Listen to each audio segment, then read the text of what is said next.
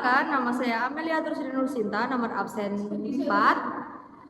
Saya dari Prodi PBSI A 2024. Di sini saya akan membacakan cerpen yang berjudul Senyum Karyamin yang dibuat oleh Ahmad Tohari.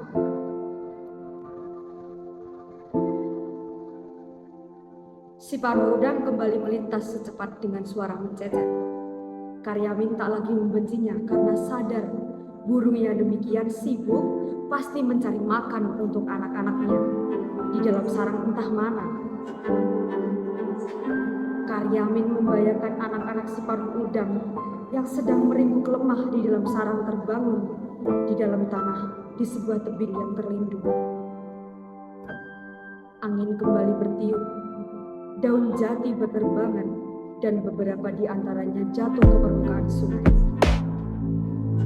Daun-daun itu selalu bergerak, menentang arus karena dorongan angin. Jadi, kamu sungguh tak mau makan, Min? Tanya Saidah kepada Karyamin. Tidak, kalau kamu tak tahan melihatku lapar, aku pun tak tega melihat lenganmu habis karena hutang-hutangku dan kawan kamu. Iya, Min. Iya, tapi Saidah menulis kata-katanya sendiri karena Karyamin sudah berjalan terlalu jauh. Tetapi Saidah masih sempat melihat Karyamin menolehkan kepalanya sambil tersenyum, sambil menelan ludah berulang-ulang. Ada yang mengganjal di sana dan tak berhasil keluar dari dalam. Diperhatikannya, Karyamin berjalan sambil lorong di setiap sepanjang sungai. Kawan Karyamin menurun dengan segala macam selai cabul. Tapi Karyamin hanya sekali berhenti dan menoleh sambil melempar senyum. Sebelum naik meninggalkan pelataran sungai, mata Karyamin menangkap sesuatu yang bergerak pada sebuah ranting yang bergantung di atas air. Oh, si paruh udang, punggung burung kilau, dadanya putih bersih dan paruhnya merah saga. Tiba-tiba burung itu menukik, menyambar ikan, kepala timah sehingga air berkecipak. Dengan mangsa di paruhnya, burung itu melesat, melintas para pencari batu, naik menghindari rumput-rumput gelangan dan lenyap di balik gerumbul pandan.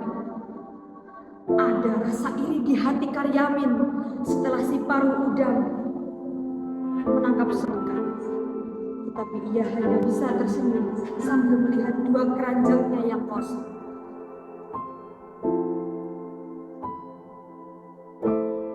Sesungguhnya Karyamin tidak tahu betul mengapa dia harus pulang. Di rumahnya tak ada sesuatu untuk mengusir suatu keruyung di dalam lambungnya. Istrinya juga tak perlu dikhawatirkan. Oh iya, Karyamin ingat bahwa istrinya memang layak dijadikan suatu alasan untuk pulang. Semalaman tadi, istrinya tak bisa tidur lantaran bisul di puncak pantatnya. Oleh karena itu, apa salahnya bila aku pulang untuk menemani istriku yang meriang?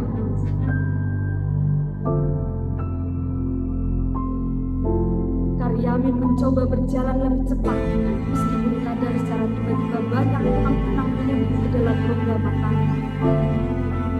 Setelah melintasi titisan, Karyamin melihat sebuah buah jambu yang masak. Ia ingin memungutnya, tapi urung karena pada buah itu terlihat bekas gigitan kapak. Dilihatnya juga buah salak berjajaran di tanah.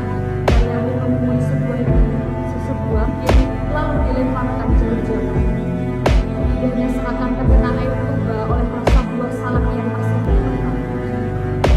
Dan Karyamin terus berjalan, telinganya mendenging ketika Karyamin harus menempuh sebuah tanjakan. Tetapi tak mengapa, karena di balik tanjakan itulah rumahnya.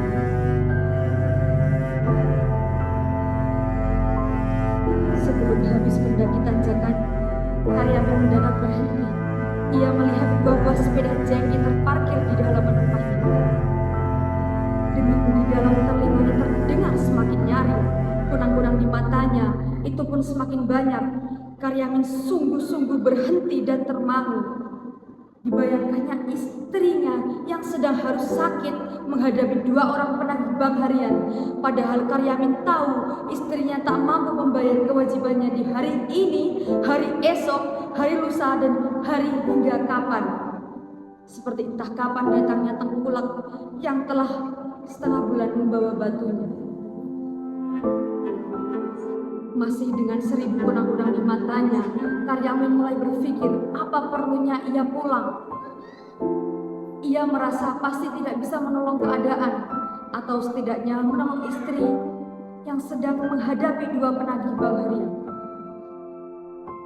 Maka pelan-pelan Karyamin membalikkan badannya, siap dan kembali turun.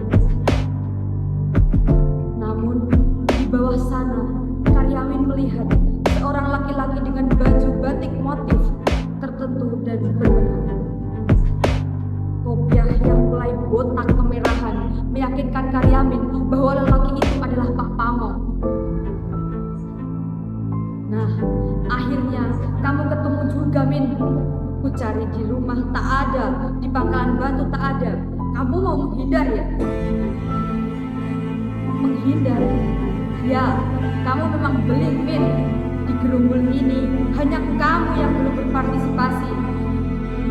Hanya kamu yang belum setor uang dana Afrika dan untuk menolong orang-orang yang kelaparan di sana. Nah, sekarang hari terakhir, aku tak mau lebih lama kau bersedih.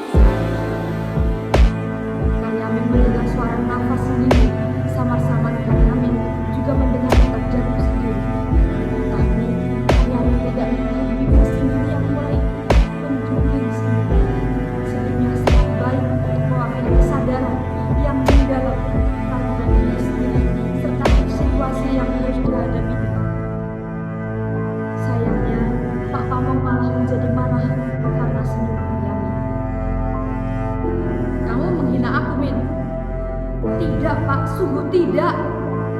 Kalau tidak, mengapa kamu senyum? Ayo cepat, mana iuranmu? Kali ini Karyamin tidak hanya tersenyum, melainkan tertawa keras. Demikian keras sehingga mengundang 1000 lebah masuk ke telinganya, 1000 kunang masuk ke matanya. Lambungnya yang kempong berguncang-guncang, merapuhkan keseimbangan seluruh tubuhnya. Ketika Karyamin melihat tubuh jatuh terguling ke lembah Pak Pamong, berusaha menahannya. Sayangnya gagal. Terima kasih. Wassalamualaikum warahmatullahi wabarakatuh.